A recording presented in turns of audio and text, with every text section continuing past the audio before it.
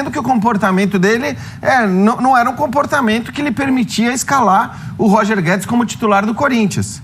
Chegou a tirá-lo do time, chegou a deixá-lo no banco, e a verdade é que ele recuperou o Roger Guedes. Poderia não ter dado certo, mas deu certo. E nesse caso, eu acho que no caso específico do Vitor Pereira e Roger Guedes, eu só conseguiria fazer a avaliação depois do resultado.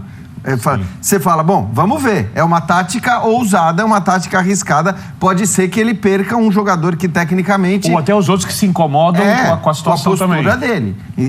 E acabou dando certo. Então eu acho que, primeiro que nem sempre a gente está apto a elogiar ou criticar uma entrevista que critica um jogador no momento que ela é dada. A gente às vezes vai precisar esperar para saber. Agora, quando o Mano generaliza, e não é a primeira vez que ele faz isso, a coisa do português e do brasileiro, eu acho que acima de tudo ele demonstra um incômodo enorme com os treinadores portugueses no Brasil, né? Isso já tinha acontecido há algum tempo em relação ao Abel, agora a gente percebe, não sei se é essa daqui, porque eu sinceramente, o que eu me lembro mais claro de técnico criticando o jogador, português criticando o jogador, para mim a mais contundente e a mais clara foi o Vitor Pereira. Então não sei se ele estava se referindo ao Abel, ao Vitor Pereira, ou achando que toda crítica de português, técnico português a jogador aqui no Brasil é elogiada automaticamente. Não acho que seja assim, como disse o Léo. Até eu vim da entrevista falando sobre essa coisa da generalização, porque eu não me sinto representado por... Alguém falou, vocês falaram. Até porque eu acho Nem pela opinião de colegas, às vezes. Eu acho que pode fazer bem ao jogador. É um incômodo. E eu confio, e eu posso falar tranquilamente, porque eu sou um admirador do trabalho do Mano Menezes até hoje. E eu acho que se ele falou, a gente tem sim de esperar para ver o que vai surtir de resultado no alemão, ou no substituto do alemão, ou quem quer que seja. Então, assim, por isso que eu vim da entrevista dessa forma, porque eu não me sinto representado por alguém. E tem uma coisa, uma crítica a jogador X no clube X tem uma forma do jogador receber, porque o jogador também está inserido num contexto que tem a ver com gestão, com a cultura do clube, com o momento do clube. No outro clube, a mesma crítica feita pelo mesmo cara com o mesmo jogador pode ter um resultado completamente diferente. Até porque tem a ver com aquilo que você... Tem a ver com a cultura. A gente tem, e aí talvez nós também no momento das análises sejamos contaminados, porque a gente tem essa cultura aqui do jogador mimado, do jogador intocável, do jogador que não pode receber uma... Então assim, é isso, você não vai criticar, porque não, se criticar publicamente, perdeu o grupo, não pode, porque aí perdeu o grupo, porque vai ficar... E talvez isso tenha que mudar com a prática, tenha que mudar com entrevistas. Também tem, assim, quando ele fala... os portugueses, todos, né? Aí são todos. A imprensa. Estou falando de todos os estados brasileiros, mais Distrito Federal, e aqueles que são mais especializados, e aquele também que tinha um açougue, resolveu comprar um horário numa rádio e montou uma equipe de esportes e virou de imprensa, de açougueiro para imprensa. Né? E pegou o pinguço para comentar, o outro ali para fazer reportagem, e virou imprensa. Isso acontece no Brasil. Você compra um horário e vira imprensa. Aí o cara não tem nenhum compromisso com nada, sai falando, ele passa a atingir aquela bobagem que ele fez. Né? Vocês da imprensa. Passa a atingir todos vocês da imprensa. Às vezes só atinge por conta da bobagem que diz. Exatamente. Isso já aconteceu. Claro. Sim, isso já aconteceu, ainda mais quando tem Brasileirão, que se cria uma guerra. Olha, porque aí alguns setores da imprensa se beneficiam disso. Isso é verdade. Olha, o fulano disse lá. Você não vai ver quem é o fulano que disse, mas você joga a gasolina na fogueira para pegar fogo. No caso do treinador falar de um jogador, eu acho super legal. Olha, preciso mais deste jogador do que ele está oferecendo. Gente, qual é o problema? Não consigo imaginar nenhum. O problema é ele ofender o jogador, a família. E isso é um problema, ofender o jogador, a família em qualquer área. O treinador, a tal da imprensa. Você tem ali uma família, um cidadão, você tem um cara que... A questão é técnica. Olha, ele não está entregando aquilo que um clube deste tamanho precisa. Ele precisa... Aí e tem jogador para quem a crítica pública vai ajudar, tem aquele que o jogador não vai se escolher. O treinador deve saber isso. Aí cabe ao treinador saber quem é quem. Isso ele poderia saber. Basta olhar para algumas reações, Calçade. A seleção brasileira continua sem técnico, né? Mas desde o final da Copa do Mundo a gente tem discutido sobre ter ou não técnico estrangeiro na seleção. Os que estão de boa com isso falam, tanto faz a nacionalidade. Os que estão incomodados com a presença dos técnicos estrangeiros, especialmente portugueses aqui, falam, que absurdo, sei lá o quê e tal. Basta assim... Essa é uma questão bem corporativista, porque não tem nenhum técnico definido para você saber. Tá muito claro nessa hora. Sim, né? Porque não deveria importar para ninguém. Mas quando os brasileiros saíam, não havia isso. Inclusive, foi dividido nas seleções. Eram pouquíssimos treinadores, raros treinadores estrangeiros no Brasil, e os brasileiros saindo. Aí o Brasil perdeu até os mercados periféricos do futebol, periferia do futebol. Você vê, assim, aqueles um monte de brasileiro na Arábia Saudita, esquece. Brasileiro na China, esquece. O que você tem é espanhóis e portugueses tomando tudo. Aí o português dói. Só que o Mano, quando foi buscar conhecimento, e isso é bacana, foi para Portugal. Foi fazer o curso dele lá na UEFA. Então, também é legal, né? Vai, mais técnico português? Mais técnico português. Vitor Pereira falando sobre o elenco do Flamengo, sobre os jogadores que tem à disposição depois da derrota no sábado para o Palmeiras. Se nós olharmos para a nossa equipa é uma equipa que tem muitos jogadores técnicos. A nossa equipa, eu não vejo uma equipa muito forte fisicamente, não é? Nas suas características. Os jogadores mais técnicos, os mais criativos são fisicamente não são jogadores fortes. Agora nós temos é que muitas vezes dá a sensação que fisicamente não estivemos bem, pois eu sou da opinião que não estivemos bem no primeiro tempo taticamente, ou seja, nós não conseguimos fazer o nosso jogo, e o nosso jogo é um jogo com bola, é um jogo para ter paciência e esperar o momento certo de acelerar. Nós temos que defender com bola. Esta equipa não tem uma propensão, não tem muitos jogadores com uma propensão, ou seja, tem muitos jogadores com propensão ofensiva, quer dizer que está sempre perto de fazer golo, e tem que se tornar mais forte defensivamente, portanto, mais consistente defensivamente. Portanto, esse é o processo. Eu já referi isso mesmo nos jogos anteriores, que tínhamos que melhorar o nosso processo defensivo. Eu acho que começando pelo fim, né? E pelo próximo grande desafio que o Flamengo espera ter, né? Que é o Real Madrid na decisão do Campeonato Mundial. É preocupante essa última fala, porque nós temos de nos defender com bola, ou seja, tem de manter a posse de bola e, partindo daí, o Flamengo terá uma consistência maior defensiva, porque não vai ser atacado porque tem a bola. Sim. Né? A gente falou de coletivas boas, né? Só esse pedacinho que a gente mostrou é fantástico. Então, é assim, com o Real Madrid, sim, se houver o jogo, o Flamengo conseguirá se defender com a bola? Não por muitos períodos. Não, em tese não, né? Não, porque o Real Madrid tem alguns meio-campistas muito capazes de controlar o jogo e fazer o time ter essa superioridade ali no setor. Então, assim, isso vai atender boa parte dos jogos do ano, a gente tem falado bastante sobre isso, mas num eventual confronto com o Real Madrid, ele teria um pouquinho mais de dificuldade, sim. O time de 19, que ainda é o Flamengo da excelência para muitos torcedores, né? A gente falava sobre isso mais cedo hoje com o Fábio Luciano na F90.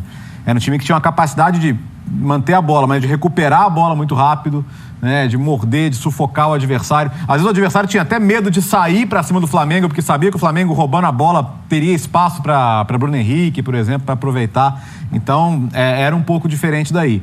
Mas, no sentido do jogo de hoje, o que ele quer é que boa parte dos times que jogam com posse gostam, né? O que o Pep Guardiola fala sobre ter a bola? Ter a bola não é um final, é um meio. É um meio. Sim. Né? É um meio, inclusive, para você não ser atacado, não ser agredido. Então, é o que eu imagino que ele queira ver o Flamengo fazendo. Por exemplo, o Barcelona tomou 6 gols em 18 jogos de La Liga, lidera o campeonato. Um em casa, só um em casa. Só tomou um gol em casa, até agora. O Barcelona é disparado o time com mais posse de bola. Mas então você tocou num ponto maravilhoso. 64,6%. Só uma coisa, professor. Você tem Gavi e Pedro no meio de campo e Busquets. Os dois moleques correm. Perfeito. O tempo todo. O Valência, que demitiu o Gattuso, é o segundo time com mais posse de bola. Se ele conseguir implementar isso no Flamengo, a gente tem uma revolução no futebol brasileiro na ideia de jogo. Porque o futebol brasileiro foi, no meio dos anos 90, na minha opinião, minado por uma ideia de jogo da cultura do 1-0, da cultura do não tomar gol acima de tudo, que para mim é ótima, elogiável, eu aplaudo, eu adoro se você tem um time pior e que só pode fazer isso. Para você ter um time que pode fazer muito mais, você tem que fazer mais. E o Brasil, aqui a gente viu várias equipes, várias vezes, que tinham times tecnicamente bem superiores aos dos outros, e os times não fizeram isso porque se fechavam, marcavam muito bem, tecnicamente resolveu o jogo ali com o seu 1-0, 2-0, os treinadores foram cultuados, passaram a ser tratados como se fossem os melhores técnicos do mundo, obviamente não conseguiram empregos fora do país, esse tipo de coisa. Coisa fica muito óbvia, porque as ideias são limitadas. Então, se ele conseguir implementar isso no futebol brasileiro, vai ser uma revolução. Só que, como disse o professor Calçade, demora. Você tem... Esse tipo de coisa. Coisa fica muito óbvia, porque as ideias são limitadas. Então, se ele conseguir implementar isso no futebol brasileiro, vai ser uma revolução. Só que, como disse o professor Calçade, demora. Você tem... O que ele está falando, até para tentar conceituar, assim, colocar pro torcedor do Flamengo entender. Números da TSPN, tá? Por favor. Só Não é... Quando ele fala físico, ele não está falando que a preparação física do Flamengo é ruim. E nem que isso pode ser resolvido com preparo físico. É força. Porque o que ele está falando é algo que está aqui. É na predisposição dos jogadores, que são muito técnicos, em defender. Por exemplo, você pegar, você citou o Barcelona, ele tem a média de posse de bola do Barcelona é 65%. 104,6%. No geral. Geral. 65. Se você pegar as recuperações, o perde e pressiona dele, ele pressiona na zona que perdeu a bola, Gavi, Pedro, o Busquets, que já ali joga com a experiência de se posicionar, mas o time participa disso. Quando você vai para um Flamengo que também pode ter uma posse de bola nesse volume, a quantidade de recuperações já é diferente, porque aí você olha para o time, é Thiago e Gerson. O Gerson não é esse jogador do sem bola. Everton Ribeiro, Arrascaeta, Gabigol e Pedro. Então é um time muito técnico, mas que quando ele fala em físico, os espanhóis, todos eles, os ingleses, alemães, portugueses principalmente, quando fala em físico, eles estão falando da intensidade. Então, assim, a intensidade de um time não é que ou ele é intenso ou ele tem posse de bola. Ele pode ter posse de bola alta e ser muito intenso na recuperação. O Flamengo não tem, então ele vai ter que construir pela posse, mas sabe que a posse, você não tem posse, você não tem essa posse gigante para jogar aqui atrás. Essa posse vai sendo construída para jogar lá dentro. Só que quando ele perde a bola, ele falou no primeiro tempo, é um desespero. O time do Flamengo no sábado fazia assim, ó. Você olhava o Flamengo, ele estava espaçando, porque o retorno vai afastando o time. A parte do seu elenco que tem essa característica, um time muito mais técnico do que com essa intensidade. A questão é, ele precisa... Porque eu não vou nem entrar no papo do Real Madrid. O Real Madrid é outra história, é outro jogo, e ali é um jogo especial, é um jogo completamente diferente, né? Mas entra na discussão que durante as suas férias a gente teve bastante, que foi... Porque foram 97 edições do Linha. Imagina que você assistiu todas as edições. Mas foi tirar um do quarteto. 95. Tirar um do quarteto. Então, mas tudo bem, mas a questão é que eu não quero entrar na questão do Real Madrid, porque o Real Madrid, o eventual jogo com o Real Madrid... Mas pro flamenguista é o jogo do semestre. Mas é que eu acho que quando ele tá apontando pro futuro, ele tá apontando para uma ideia de... Jean, outra coisa que a gente falou na sua ausência é que... Falamos muitas coisas. Também. Pode ser que exista um Flamengo diferente pós-Madrid, se existir. Porque é o seguinte, ele começa o trabalho aqui muito curto, sem grandes revoluções, só reposicionando alguns jogadores, perde o João Gomes, isso é cruel para ele, porque o João Gomes dava esse equilíbrio no meio de campo. E o que acontece? Talvez eles tenham na cabeça um outro Flamengo. Para este momento, não dá para grandes revoluções. Então eu acreditava, vamos ver, que ele jogaria com este time que entrou, ele iria em frente até o momento se chegasse o Real Madrid. Agora, quem, né, Léo? O meu ponto é o que eu quero... Quem que ele colocaria? Eu não queria discutir o Real Madrid, porque de fato aí eu acho que é uma coisa completamente diferente, que ele pode ter soluções... Se chegar a enfrentar o Madrid. Ele pode ter soluções específicas para esse jogo, seja do ponto de vista tático, mudando na escolha do seu 11 inicial em relação ao que vai ser o padrão normal para o Campeonato Brasileiro, seja no que ele vai pedir para os seus jogadores, porque aí é um jogo que ele pode pedir para o Gabigol fazer o que o Eto'o fez, eu sempre lembro disso, Se o Eto'o fez o que fez depois do pedido do José Mourinho, né, com aquela camisa da Inter jogando contra o Barcelona, o Gabigol pode fazer, o Pedro pode fazer, o Arrascaeta, enfim, todo mundo pode fazer nesse jogo e nessa ocasião especial. A discussão para mim é, a partir dessa frase dele, do que ele colocou vendo como uma fragilidade, entre aspas, do Flamengo, quer dizer, será que ele conseguindo fazer essa máquina funcionar à perfeição do ponto de vista ofensivo? Porque nós estamos falando isso, evidentemente, esse tema veio à tona porque o Flamengo perdeu um jogo para o Palmeiras. Você está flertando com a simplicidade que não sei se é... porque eu acho que o ponto que ele não quer é fazer 3 gols e tomar 4. Claro, mas assim, ele fez 4, 5 jogos comandando esse time do Flamengo. O que eu quero dizer é que ele ainda vai fazer esse time melhorar muito do ponto de vista criativo. Se o time fizer o que ele quer, a chance de ganhar aumenta em relação... Se jogar direito, óbvio. Em relação a... caso de ele não fazer. É só essa questão. Claro, Agora é óbvio, o Flamengo jogando... Calçado de falar disso no final de semana. O Flamengo jogando futebol mais ou menos, ele pode ganhar todos os campeonatos. Não, mas não é jogar mais ou menos. Ele vai ganhar 95% dos jogos com esses defeitos que o Vitor Pereira... Tudo bem. Agora, só que os outros 5%, o que fez a diretoria do Flamengo mudar? De treinador. Foi a final da Libertadores e a final da Copa do Brasil. Que os 95 já tinham sido superados, ganhou todo mundo. Chegou nas 2 finais, tanto o Corinthians quanto o Atlético Paranaense, né, levaram ao Flamengo um problema. O Flamengo, se não tem expulsão do Pedro Henrique, que não sei para onde teria ido. E se o Palmeiras não é eliminado pelo Atlético? Qual seria a final? Então, os grandes jogos, Jean, eles vão sofrer Os grandes jogos, eles ditam o que vai ser definido, o que vai acontecer nos clubes. Quanto a isso, os resultados, eles definem tudo e eu não tenho dúvida nenhuma em relação a isso. O que eu tô querendo dizer é que este Flamengo, pouco físico, né, ele era com o mesmo time. Mas o que eu tô querendo dizer é que o time base do Flamengo pode muito bem ser esse mesmo time que enfrentou o Palmeiras e ganhar todas as competições com esse time muito técnico. Então, eu não sei se e é claro que o Vitor Pereira vai procurar a alternativa do time mais físico para momentos específicos, para adversários específicos, talvez para jogos, eventualmente contra o Palmeiras, contra o Atlético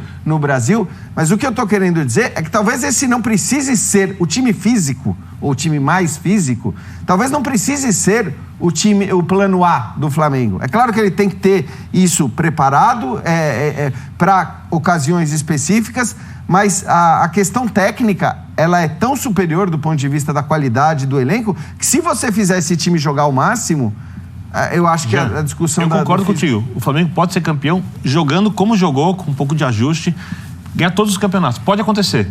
Mas eu também acho que o Flamengo, se jogar o que pode, dificilmente perde os campeonatos. Porém, o que eu achei legal da conversa dele é que, por exemplo, eu falei várias vezes aqui sobre tirar não do quarteto, do trio.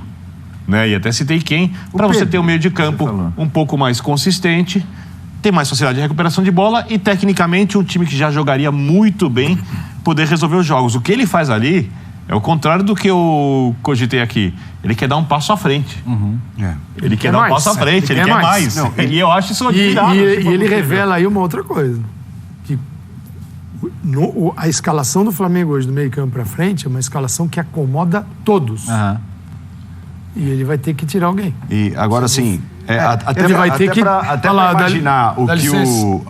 até para imaginar o que o Jean está propondo... Só uma coisinha, Paulo, porque ele fala acomoda todos, e a gente não está nem cogitando, evidentemente, a acomodação de um cara como o Cebolinha, que quando chegou era uma coisa... Mas até para imaginar o panorama que você tá ali... vislumbrando para o Flamengo, tal, de repente não precisa dessa mudança toda e ainda assim vai ser favorito e tudo mais. Porque eu acho que ele vai melhorar o time. O discurso dele, quando chegou, o Corinthians era muito diferente também. Né? Lembra a história do perdeu, pressiona. Sim. Porque o time e tal tem lá as suas deficiências, o elenco não é tal, então vou tentar fazer isso. Perdeu, pressiona para não ter de correr muito atrás dos adversários quando você não tem a bola. E aí ele mudou. E ele mudou rapidamente, Mas porque ele percebeu que o elenco dele não estava preparado para esse tipo de jogo. Talvez ele faça isso no Flamengo. Perfeito, mas assim, eu acho que eu pensei a mesma coisa quando eu vi a entrevista, só que existe uma diferença enorme. É claro, é proporções. Entre o que ele tem à disposição no Flamengo para fazer esse time jogar, mesmo que ele tenha que abrir mão um pouco desse vigor físico, da sua segurança defensiva e tudo mais, e o que ele podia fazer no Corinthians com os jogadores dos quais ele dispunha, inclusive falando da idade desses jogadores. Porque quando a gente falava no Dream Team do Corinthians, a gente estava falando em um monte de veterano em campo ao mesmo tempo, praticamente. No Flamengo não é isso. Que idade tem o Gabigol? Que idade tem o Pedro? Né? Eu acho que assim, a questão não é uma questão dos veteranos que não podem jogar juntos o tempo todo. O Gerson, enfim, eu acho que o time todo, assim, você tudo bem. Eu acho que a questão é a característica. Ele pode atenuar a característica. Esse problema, ele pode atenuar, mas ele não vai eliminar do jeito que está. Sim, mas eu acredito que com o time que entrou em campo contra o Palmeiras, ele vai ganhar a maioria dos jogos. É isso. Só que eu não posso te garantir que as finais vão ser suaves. E aqui foi uma final. E aí, se você pegar e estabelecer de 0 a 10, qual 0 a 10, quanto foi o físico que ele se referiu do Flamengo? Quanto que você dá ali a nota física pro Flamengo dentro daquilo que ele falou, Birne? Acho que pouco, né? Foi muito mais organizacional. 6. E o Palmeiras na final, do ponto de vista físico, nesse parâmetro do Vitor Pereira? Nossa, principalmente no primeiro tempo, pelo amor de Deus, esmagou a saída de bola. Então, porque assim, o Palmeiras hoje, eu acho que o Palmeiras hoje é o grande contraponto para isso, pro Flamengo, e que mostra que o Vitor Pereira não está errado. Isso. Porque é um time que tecnicamente não se pode comparar, ele é inferior individualmente, porém, quando todos juntos, dentro de campo, estão dentro desse ponto de vista físico, da recuperação da bola, da doação, e eles jogam o máximo. Não existe jogador que não joga. Quem é o jogador que no Palmeiras fala assim, esse aí deu uma encostada agora. Isso não acontece. E se o cara encostar, ele sai do time. Você imagina, o cara chutou o microfone, imagina o que ele vai fazer. Você concorda que até pelo elenco que tem hoje o Flamengo, que tem sido nos últimos anos o grande adversário do Palmeiras, né? São os dois brigando pelos principais títulos, com o Atlético entrando agora no penúltimo ano, mas a questão é, o Palmeiras precisa mais disso. Para o Palmeiras é essencial. Para o Palmeiras estar no mesmo nível do Flamengo, do ponto de vista da disputa, e ele está, ele precisa disso. É o degrau que ele sobe para... Exato. E o Flamengo tem uma questão técnica que é superior. Se o Flamengo melhorar 25%, 25%, isso aí que ele está falando, a questão da intensidade e tal, ele dá um salto... gigantesco, porque a técnica, ninguém vai perder a técnica. Eu só acho que a técnica ninguém vai perder. Não é motivo para você não ter um coletivo em nível muito alto e o Flamengo faz algum tempo. Uma coisa ou outra. Para a gente colocar um ponto final nos temas relacionados a Palmeiras e Flamengo, passamos pelo Internacional e o Mano Menezes também, foi revelado o áudio do VAR, né? Inclusive, no começo dessa noite, o presidente Landim, eu acho que a entrevista foi ao Paparazzo Rubro-Negro, né? Inclusive, recebo aqui a informação de que nós vamos mostrar, né? O Landim falou, vocês esperem aí, tal, a respeito do que o Flamengo vai fazer em relação ao quarto gol do Palmeiras, depois da revelação do VAR e o áudio, né? A conversa a respeito do que ocorreu naquele momento com o Mike andando por perto do goleiro do Flamengo. Vamos ver. Contato com o goleiro. Checando o possível impedimento, não atrapalha em nenhum momento, volta. Okay. Aí. No primeiro lance? Não atrapalha. Ele tira a mão sem questionamento nenhum, não atrapalha em nenhum momento, tá? Vem proximidade. Vê de frente. Tá checando. Pode ver a frontal. Não, momento algum, Santos em reação. Baixa da esquerda. Volta. Isso. Aí, segue. Bola extremamente longe dele, tá? Não tem nenhuma movimentação que interfira nele, tá? Ó. Ele tá atrás. Ele tá atrás, ó. Ele tá atrás do Santos. Pode seguir, ó. Antes disso, nessa mesma câmera? Não, o jogo antes do lançamento lá no condicionado. Antes do lançamento. Tá. Volta. Aqui atrás? Volta mais. Isso, volta. Segura. Isso aí. Pode abrir sinal, gente. Da jogada. Pode seguir. Bora. Tudo checado, pode reiniciar, gol confirmado. talvez, contra a arbitragem depois da validação deste gol. Landim, deixa eu te perguntar, sobre essa questão da Supercopa, teve muita polêmica a respeito daquele gol do Palmeiras, o gol do Gabriel Menino. Queria saber se o Flamengo pretende ir à CBF ou fazer alguma coisa aí a respeito. Não vou antecipar nada, mas me aguardem pouco tempo que vocês vão ver. Vamos mudar o resultado do jogo? Como é que vai ser isso? Ameaçador. Você lembra nossa discussão lá no começo do programa, futebol brasileiro, contexto... Se o dirigente não faz essa chamada de omisso. E mais do que isso, vai usar esse lance em todos os jogos decisivos que enfrentar o Palmeiras na temporada. Primeira coisa, essa conversa... Porque assim é o futebol brasileiro. Essa conversa do VAR aí convenceu vocês? Eu nem sei a opinião de cada um a respeito do gol. Eu tô totalmente de acordo. A regra diz muito claramente que estar em posição de impedimento não é por si só uma infração. Você tem que... Muito escandaloso o Mike na frente do Santos.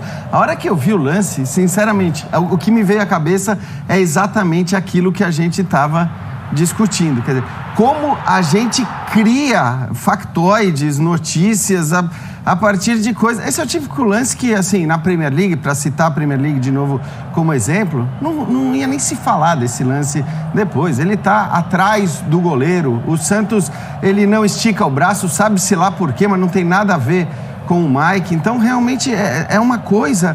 que assim, aqui tudo vira discussão, e aí o outro lado pega e começa a dizer que teve falta no Zé Rafael e não sei o quê, que também seria um lance que na Premier League ninguém ia nem discutir, nem falar nada. Então, assim, a gente gosta muito dessas coisas, não tem jeito. O que a gente gosta é da polêmica pós-jogo, é de criar factoide, é de incitar o dirigente a fazer o que o Landim disse que vai fazer, seja lá o que for, a gente sabe que vai ser absolutamente inócuo, mas, enfim, esse é o nosso padrão no futebol brasileiro. Eu no sábado até achei que havia interferência, assim, a imagem de trás do gol, ela chegar na bola, de jeito nenhum, com a bola... Ela muda, né? O tempo nem dela é isso que o menino queria fazer. Nem é isso, mas meio mascado. Ali foi fantástico. Agora, tratar isso, sim, eu acho que esse é um lance que está ali na fronteira. Durante muito tempo se analisou, pois qualquer impedimento era marcado, o jogador podia estar lá na bandeira de escanteio, à frente, se anulava um gol dentro da área. Era a regra. Depois a regra começou a ganhar doses de bom senso, né? O que alguém na bandeira de escanteio atrapalha num gol dentro da área? Nada. E essas questões de posição, elas eram muito julgadas pela proximidade, né? E hoje, a proximidade só se ela atrapalhar mesmo, se ela interferir. Essa daí é um grau de proximidade total, né? Porque você não está ali... Você acha que tem o contato entre eles? Então, Calçade, isso para mim seria a única coisa que justificaria essa reclamação, que alguém chegou a escrever, eu não lembro quem. O Mike com a mão nas costas. Não, que o encostar, porque assim, que o encostar do Mike não influencia em nada, para mim tá muito claro. Agora, alguém disse que na regra estava escrito que encostou, independentemente de atrapalhar ou não. Você tem que interferir na capacidade de jogar. Você marca. E aí a Renata Ruel, até que fez a explanação toda sobre o lance, publicou o texto exato e o texto não fala nada disso. Não fala que encostou, você tem que marcar automaticamente. Assim, a arbitragem no mundo todo, ela foi ampliando, ela foi assim, flexibilizando essa questão cada vez mais para justamente permitir mais gols e que posições de impedimento sem interferência... Bom, vamos julgar a interferência. Eu fico ali na fronteira, eu acho que esse é um lance na fronteira. Para mim, o que poderia ter acontecido era o árbitro ele tomar essa decisão. E como? Legal, a ajuda do VAR. Agora, vem aqui você. Olhar. Sim. Vem dar uma olhada. Vamos fazer essa análise. O árbitro deveria ter participado dessa... Você olha, você acha que ele invalida? Eu acho que sim. É uma decisão tão delicada pro jogo, pro placar, pro tipo de você acha que entrou a questão do telão tá mostrando as revisões? Porque às vezes entra, né? O árbitro não pode não querer uma confusão mas ali acho que é uma decisão técnica, né, Léo? Que o árbitro tem que chegar, ele pode discutir com a equipe do VAR, porque isso acontece em cada lance banal, e esse é um lance crucial no jogo. Que se ele iria mudar ou não, eu não sei. Só acho que tecnicamente ele deveria ter participado. Cara, agora, que a gente já...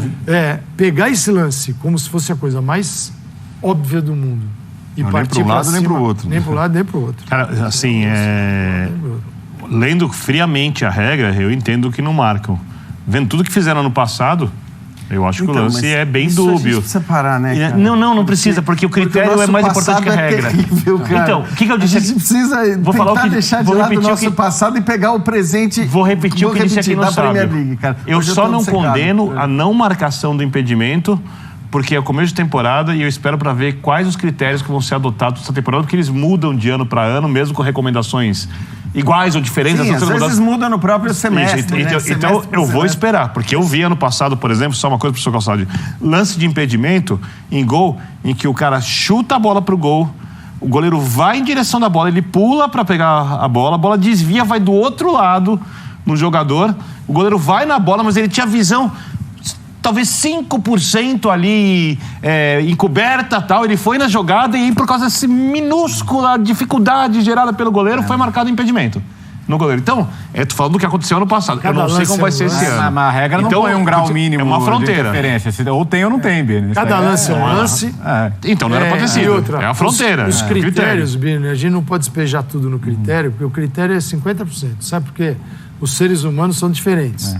Então, nós vamos pegar aqui, você pode, se quiserem fazer um teste, você pega ali os árbitros, bota 10 horas de palestra sobre um lance apenas. Um tipo de lance.